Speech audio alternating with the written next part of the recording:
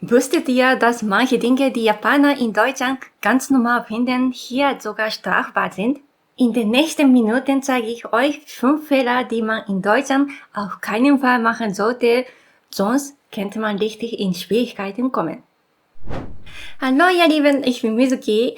Heute geht es um ein Thema, das oft unterstützt wird. 5 Fehler, die Japaner in Deutschland aus Versehen machen und die teilweise sogar illegal sind. Wenn man in Deutschland lebt oder hierher kommt, sollte man das unbedingt wissen. Dann, los geht's! Fehler Nummer 1. Unerlaubte Video- oder Audioaufnahme. In Japan ist es teilweise ganz normal, Gespräche oder Situationen einfach aufzunehmen, zum Beispiel als Beweismittel oder zur Erinnerung. Manche Japaner nehmen sogar ein Gespräch heimlich auf, um sie im Zweifelfall einen Nachweis zu haben. Auch Überwachungskameras sind in Japan weit verbreitet. In Geschäften, an Wohnhäusern, in Einkaufsstraßen oder an öffentlichen Plätzen. Viele Menschen installieren auch Privatkameras zu Hause. Deutlich häufiger als in Deutschland, um sich vor Einbrüchen oder anderen Straftaten zu schützen. Zudem haben viele Autos in Japan vorn und hinten sogenannte Dashcams, also Kameras, die Unfälle oder gefährliche Situationen aufzeichnen. Ein gängiger Sicherheitsstandard. In Japan wird man also an vielen Orten gefilmt, ohne es direkt zu merken.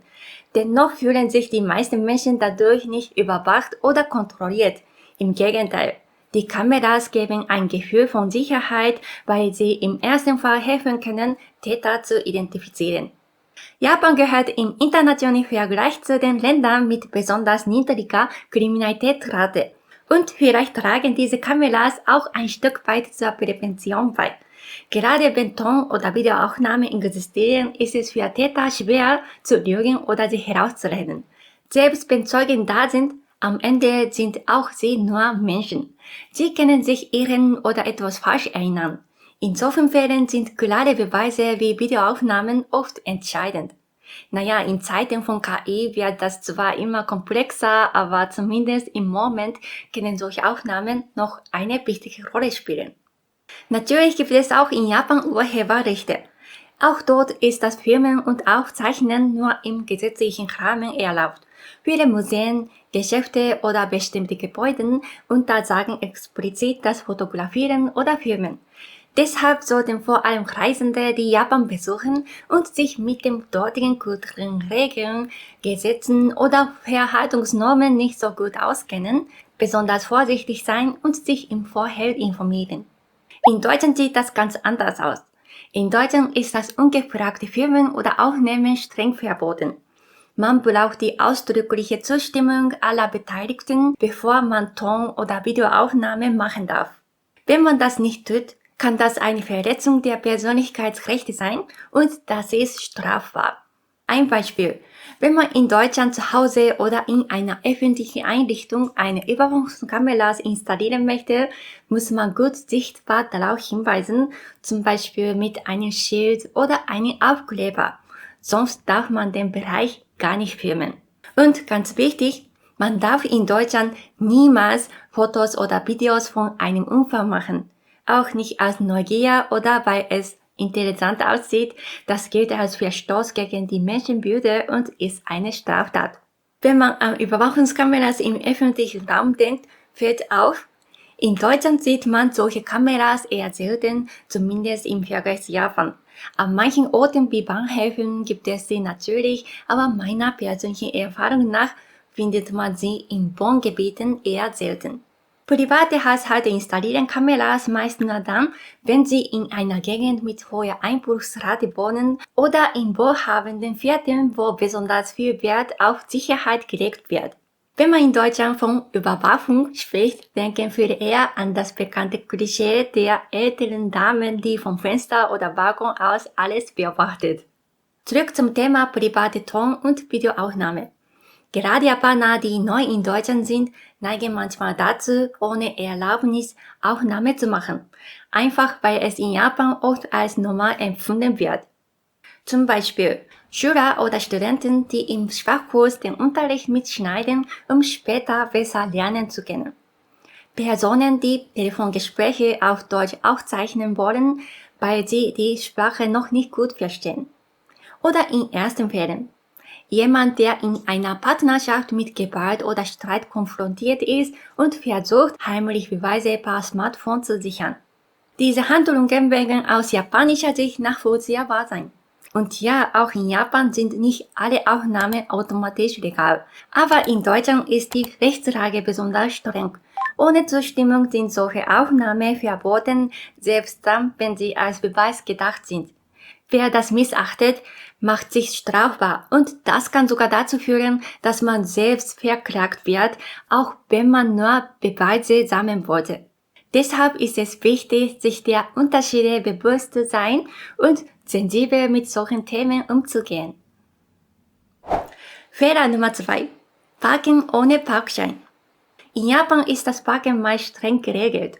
Viele nutzen kostenpflichtige Parkplätze und das Parken am Straßenrand ist oft ganz verboten. Deshalb sind viele Japaner es nicht gewohnt, einen Parkschein sichtbar ins Auto zu legen oder ständig auf Verkehrsschilder zur Parkregeln zu achten, besonders wenn sie neu in Deutschland sind. In Deutschland ist das allerdings ein häufiges Thema und wer hier falsch parkt, riskiert schnell ein Bußgeld, Punkte oder sogar das Abschleppen. In vielen deutschen Städten muss man auf öffentlichen Parkplätzen einen Parkschein am Automaten lösen, auch wenn der Parkplatz auf den ersten Blick kostenlos wirkt. Man sollte daher immer prüfen, ob es ein Schild oder einen kleinen Automaten in der Nähe gibt. Bei Parkautomaten wie dem im Video muss man im Voraus für eine bestimmte Parkdauer bezahlen und das Ticket gut sichtbar ins Auto legen. Ehrlich gesagt ist das ziemlich unpraktisch, vor allem wenn man nicht genau weiß, wie lange man parken wird. Wenn man zu wenig Zeit kauft und während der Überschreitung kontrolliert wird, muss man ein Bußgeld zahlen. Kauft man hingegen zu viel Zeit, fühlt es sich schnell verschwendet an. Ein Bezahlsystem, bei dem man erst beim Verlassen zahlt, also nur für die tatsächliche genutzte Zeit, wäre für viele Nutzer viel angenehmer, denke ich. Und besonders für Japaner wirken diese kleinen Parkautomaten oft sehr ungewohnt oder fremd, da es in Japan solche Automaten so gut wie nie gibt. Wer aber in Deutschland das Automat übersieht oder denkt, ich bin ja nur kurz weg, kann man manchmal schnell ein Ticket bekommen. Aber auch in Deutschland gibt es Parkplätze oder Parkhäuser, bei denen man wie in Japan beim Einfahren ein Parkticket ziehen muss. In letzter Zeit gibt es außerdem immer mehr Parkplätze, bei denen ähnlich wie in Japan das Nummernschild automatisch von einer Kamera erfasst wird. Man gibt dann einfach das Kennzeichen am Automaten ein und bezahlt damit die Parkgebühr. Ich persönlich finde diese Art von Parkplätzen, bei denen man erst beim Verlassen bezahlt, am praktischsten, wenn man einen kostenpflichtigen Parkplatz nutzt. In Deutschland benutzt man aber auch sehr oft diese blaue Parkscheibe. In Japan hingegen gibt es keine blaue Parkscheibe, die in Deutschland häufig verwendet wird. In Deutschland hat so gut wie jeder Autofahrer eine solche Parkscheibe im Auto. In Japan hingegen gibt es diese Konzepte gar nicht, deshalb braucht man dort auch keine. Die Parkscheibe kommt immer dann zum Einsatz, wenn ein Schild zum Beispiel anzeigt, 3 Stunden kostenlos mit Parkscheibe. Man stellt dann die Ankunftszeit auf der Scheibe ein und legt sie gut sichtbar ins Auto. Kontrolleure prüfen später, ob man die erlaubte Zeit überschritten hat und wenn ja, gibt es auch hier ein Bußgeld. In Deutschland gibt es zwar kostenlose Parkplätze, aber man muss genau auf die Beschilderung achten. Manche Flächen sind zum Beispiel nur zu bestimmten Zeit oder an bestimmten Tagen kostenlos. Und in Wohngebieten sieht man häufig Autos direkt am Straßenrand stehen, selbst auf sehr schmalen Straßen. Ich persönlich finde, für die Autofahrer, die einen Platz suchen, ist das Parken am Straßenrand zwar praktisch, aber für die, die dort entlang fahren, ist es manchmal ziemlich störend. Deshalb habe ich persönlich das Gefühl, dass ich in Deutschland viel häufiger auf den zeitlichen Abstand achte als beim Autofahren in Japan. Nicht nur wegen der geparkten Autos, sondern auch weil das Lenkrad und der Fahrstreifen hier genau auf der anderen Seite sind als in Japan. Gerade für Menschen aus Japan ist es daher wichtig, sich vor dem Parken gut über das deutsche System zu informieren. Hinzu kommt, dass in Deutschland häufiger vorwärts oder seitlich eingeparkt wird, etwas, das für viele Japaner, die am rückwärts einparken gewöhnt sind, am Anfang ungewohnt sein kann. Fehler Nummer 3: Ruhezeiten und Lärm. In Japan gibt es als häufig, sich an öffentlichen Orten, zum Beispiel in Zügen, ruhig zu verhalten. Aber selbst an Sonntagen kann man dort seinen Alltag wie gewohnt gestalten, ohne besondere Einschränkungen. In Deutschland hingegen gelten der Sonntag und gesetzliche Feiertage als sogenannte Ruhetage, also Tage, an denen gesetzlich vorgeschrieben ist, dass Rücksicht auf Ruhe und Erholung genommen werden muss. An solchen Tagen sind Lärm, Bauarbeiten, laute Musik, motorische Gartenarbeiten und so weiter verboten. Viele Geschäfte, darunter Supermärkte, Baumärkte oder Friseur, bleiben an Ruhetagen geschlossen, was für viele Japaner zunächst ungewohnt ist. Darüber hinaus gibt es in Deutschland die sogenannte Ruhezeiten, regelmäßig wiederkehrende Zeiträume, in denen ebenfalls Lärm vermeiden werden sollte. Diese Zeiten können gesetzlich geregelt sein, werden aber oft auch durch Hausordnungen oder Mietverträge festgelegt. Typische Ruhezeiten sind zum Beispiel die Mittagsruhe zwischen 13 und 15 Uhr sowie die Nachtruhe von 22 Uhr bis 6 oder 7 Uhr morgens. Während dieser Ruhezeiten und natürlich auch an Ruhetagen sollte auch vermeidbare Geräusche verzichtet werden. Dazu zählen etwa Staubsaugen, Rasenmähen, Autowaschen auf dem Privatgrundstück, Hämmern oder Bohren, Partys mit lauter Musik, der Betrieb von Waschmaschinen und anderen lautstärken Haushaltsgeräten. Gerade abends wird die Einhaltung dieser Regelungen sehr ernst genommen. Wer zum Beispiel eine laute Party feiern möchte, sollte die Nachbarn vorher informieren. Andernfalls kann es schnell passieren, dass die Polizei gerufen wird. Lärmbelästigung kann in Deutschland leicht zu Nachbarschaftsstreitigkeiten führen. Besonders in Mietwohnungen oder Mehrfamilienhäusern kann es ernst werden. Es drohen Abmahnungen durch den Vermieter, Polizeieinsätze, im schlimmsten Fall sogar Bußgelder oder die Kündigung des Mietvertrags. Daher ist besonders Rücksicht geboten. Auch in Japan gibt es ungeschriebene Regeln für die Nachtruhe, etwa dass man ab spätestens 22 Uhr leise sein sollte. In vielen Wohngebieten oder Appartementshäusern stehen die Gebäude sehr dicht beieinander und die Wände sind oft dünn, weshalb man selbst tagsüber mit lauter Musik oder Geräuschen vorsichtig sein muss. Allerdings ist der öffentliche Raum in japanischen Großstädten wie Osaka oder Tokio oft recht lebendig. Man hört regelmäßig Musik, Lautsprecherdurchsagen oder Werbungen. Auch im Fernsehen werden häufig Hintergrundmusik und Soundeffekte eingesetzt. Sogar in Supermärkten läuft Musik. Vor diesem Hintergrund achten Japaner zwar durchaus auf Rücksicht in der Nachbarschaft oder in öffentlichen Einrichtungen, aber kleinere Alltagsgeräusche oder Werbemusik empfinden sie nicht als störend, sondern als völlig normal.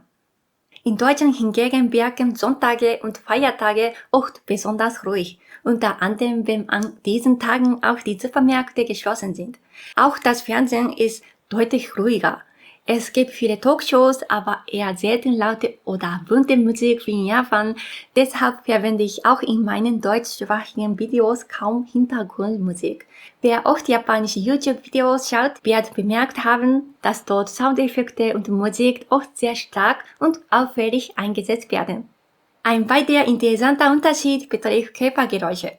In Japan ist es üblich, sich leise die Nase hochzuziehen. Laut in ein Taschentuch zu schneuzen gilt dort als unhöflich.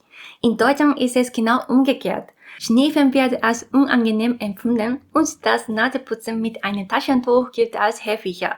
Es ist faszinierend, wie unterschiedlich Kulturen selbst bei so alltäglichen Dingen sein können. Was ich als in Deutschland lebende Japanerin manchmal schwer nachvollziehen kann, ist Folgendes. Einerseits ist man hier beim Thema Lärm sehr streng, andererseits ist es in der Bahn oft laut, wenn sich Menschen unterhalten und wenn Fußballfenster steigen, kann es richtig unruhig werden, manchmal auch mit schlechtem Benehmen. Am Vatertag ziehen zudem Gruppen mit lauter Musik und Bierflaschen durch die Straßen. Diese Widersprüche sind manchmal schwer zu verstehen. Fehler Nummer 4: Den rechten Arm heben. Eines der Dinge, die mich in Deutschland am meisten überrascht haben, ist, dass es strafbar sein kann, absichtlich die rechte Hand zu heben. Wer sich für Geschichte interessiert, weiß sicherlich, dass das Heben des rechten Arms über Schulterhöhe als sogenannter Hitlergruß bekannt ist. Diese Geste war ein zentraler Bestandteil des Nationalsozialismus und ist heute in Deutschland verboten. Deshalb ist es hier üblich, sich zum Beispiel in der Schule beim Melden oder beim Rufen eines Kellners oder Taxis nur mit leicht erhobener Hand und aufgeschütteten Fingern zu melden, ohne den Arm durchzustrecken. Auch in Japan lernt man im Geschichtsunterricht ein wenig über das Nationalsozialismus, doch ich hatte nicht gewusst, dass es in Deutschland auch heute noch strafbar ist, den rechten Arm zum Gruß zu heben, wenn dies in der Absicht geschieht, ein nationalsozialistisches Symbol zu zeigen. In Japan ist es hingegen ganz normal, in der Schule beim Melden oder beim Rufen eines Kellners oder Taxis entweder die rechte oder die linke Hand geöffnet und hochzuheben. Aus diesem Grund sollten sich insbesondere Menschen aus Japan dessen bewusst sein und entsprechend vorsichtig handeln. Auch bei der Verwendung von nationalsozialistischen Symbolen wie dem Hakenkreuz, dem SS-Ronen, der Zahl 88 oder nationalsozialistischen Parolen ist große Vorsicht geboten. Solche Symbole sind nach dem deutschen Strafgesetz verboten, wenn sie in einem verfassungsfeindlichen oder propagandistischen Zusammenhang gezeigt werden. So ist es zum Beispiel auch untersagt, bestimmte Buchstaben oder Zahlenkombinationen auf Autokennzeichen zu verwenden, wenn sie Assoziationen zum Nationalsozialismus wecken könnten. Deshalb sollten Menschen, die ohne Vorkenntnisse nach Deutschland kommen, besonders achtsam mit solchen Gesten und Symbolen umgehen. Ein einfaches „Ich wusste das nicht" schützt nicht vor einer Strafe. Gesten wie das Heben des rechten Arms gelten in Deutschland als Tabu, auch für Touristinnen und Touristen. Strafbar ist eine solche Geste jedoch nur dann, wenn sie eindeutig als Zeichen nationalsozialistischer Gesinnung verstanden wird. Fehler Nummer 5. Ticket entwerten. Was viele Leute aus Japan überrascht, am Bahnhöfen gibt es keine Ticketschranken, ganz anders als in Japan. Deshalb kann es leicht passieren, dass Menschen, die zum ersten Mal nach Deutschland kommen, folgende Situationen erleben. Okay, dann fahre ich jetzt mit dem Zug. Aber wo ist die Schranke? Hä? Ich bin ja schon am Bahnsteig. Wo kann man überhaupt ein Ticket kaufen? Ah, das hier ist also der Fahrkartenautomat. Oh, der Zug kommt, ich steige ein. Kontrolleur? Hallo, Fahrkarte bitte. Dieses Ticket ist nicht entwertet. Ausweis bitte. Das gilt eine Strafe. Was? Nur ein Ticket kaufen reicht nicht? So ein Missverständnis kann tatsächlich vorkommen. Zur Erklärung. In Japan gibt es an Bahnhöfen in der Regel Bahnsteigsperren, außer in ländlichen Gegenden oder kleinen Städten. In Deutschland gibt es hingegen keine Schranken an Bahnhöfen. Fahrkarten kauft man entweder am Automaten auf dem Bahnsteig, an einem Service-Schalter oder über eine App. Wenn man keine App nutzt, kauft man zum Beispiel für Regionalbahnen meistens am Automaten auf dem Bahnsteig ein Ticket. Doch Achtung, es reicht nicht, das Ticket nur zu kaufen. Wenn auf dem Ticket entwerten steht, muss man es vor dem Einsteigen an einem kleinen Entwertungsgerät abstempeln. Bei Bussen oder Straßenbahnen muss man das Ticket direkt beim Einsteigen entwerten. Wenn man das Ticket ausnahmsweise in einer Straßenbahn an einem Automaten gekauft hat, ist es manchmal schon automatisch entwertet, dann braucht man nichts weiter zu tun. Außerdem gibt es in Deutschland beim Schnellzügen wie dem ICE eine erste und eine zweite Klasse. Ein normales Ticket gilt in der Regel für die zweite Klasse. Wenn man jedoch einen Aufpreis bezahlt, kann man auch in einem ruhigen Abteil der ersten Klasse Platz nehmen, sofern dort noch Plätze frei sind. Wichtig, mit einem zweiten Klasse-Ticket darf man nicht einfach in der ersten Klasse sitzen. Wer das tut, gilt als Schwarzfahrer und riskiert ein Bußgeld. Als ich noch kaum Deutsch konnte, bin ich einmal versehentlich mit einem Kurzstreckenticket in eine Straßenbahn eingestiegen, ohne zu wissen, dass das Ticket für die Strecke zur Ausländerbehörde nicht ausreicht. Unterwegs gab es eine Fahrkartenkontrolle und weil mein Ticket nicht gültig war, musste ich ein Bußgeld zahlen. Ich wusste es wirklich nicht besser, aber ich wusste es nicht, schützt in Deutschland nicht vor einer Strafe. Später bin ich zum Kundenservice am Bahnhof gegangen, um den Vorfall zu klären. Die Mitarbeiter dort meinte, wenn ich ein Monatsticket kaufe, könnte sie mir das Bußgeld erlassen. Ich hatte vielleicht einfach Schwein, aber obwohl ich eigentlich kein Monatsgeld brauchte, habe ich es gekauft. Und bin dann einfach ein paar Mal in andere Städte gefahren, um es wenigstens zu nutzen. Andere Länder, andere Regeln und Gesetze. Viele Dinge, die man nicht weiß, können einen teuer zu stehen kommen. Deshalb ist es auch für Touristen wichtig, sich vor der Reise gut zu informieren. Habt ihr schon einmal einen Fehler in Deutschland oder Japan gemacht? Wenn ja, teilt eure Erfahrungen gerne in den Kommentaren.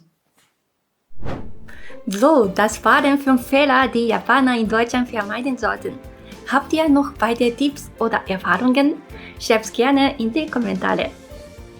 Wenn euch das Video gefallen hat, freue ich mich wie immer über ein Like und ein Abo, damit ihr nicht mehr Videos rund um die kulturellen Unterschiede zwischen Deutschland und Japan, das Leben als Japanerin in Deutschland oder japanische Kochvideos verpasst.